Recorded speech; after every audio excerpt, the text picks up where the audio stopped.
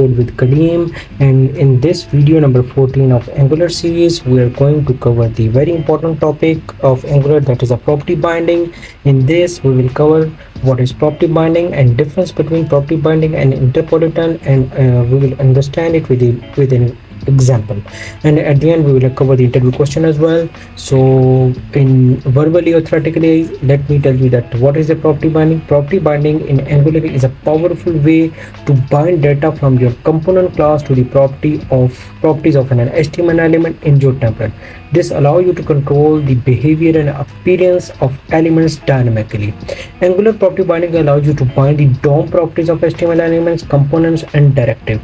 Now let me explain you practically, so then you will understand, because the practical is much better instead of theoretical. So let me first type something here, text, and then here I will just type the user name, for instance, and then here just note down that this is a type. If I put this type with a square bracket, then I am going to put this in, I'm going to just set up as a property binding. So I'm going to give you the real example with this one, that how we can do this. Let me first add another thing, value, and I'm going to define something like value is name with interpolation. I'm going to just define with interpolation, and then we'll see. I will just copy this one here, and then we'll see that what happened, br, and let me add another tag br, and we'll see. Okay, now this is with interpolation, and let me do this with property binding. And with property binding, you don't need to use this interpolation. You just have to mention this and then see whether it come up with the results or not. So it's come up with the Kaleem, right? So here because I already mentioned the name is Kaleem. So now the thing is that what is the difference between interpolation and property binding, because so far we didn't find any difference, only just a use of tags or these square brackets. So now we have to find out that what is an exact difference.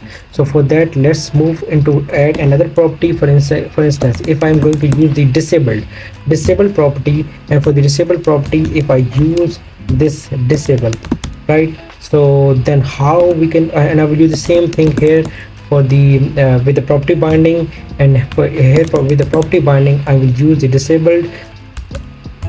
Then we will see that whether it come up with any difference or not. Above one, remember, with interpolation, and the second one with the property binding. But here we will have some issue that we will find out. Okay, it's disabled, it's not. Now let me define it something here. Disable is equal to true, right? I'm going to define this, and then we'll see what happens. So you can see that both are disabled now. And why? So what is the difference between this? So far we're not able to find any difference, but you have to note down that whenever, for instance, if I just define the disabled to false, so in this case, for this disabled in interpolation, it will consider as a string. So in this way it will just disable the value, and here it will do internal processing for the property binding, and if it finds the value disabled as a false, then it will disable that. So let's see that. So here you can see that for the second one, it not set it to disable, but the first one, although that is a false as well, but interpolation is not handling this one. I believe that you are able to understand this one, and remember the difference between property binding and interpolation. In interpolation, that not work with the boolean, but property binding work with the boolean as well.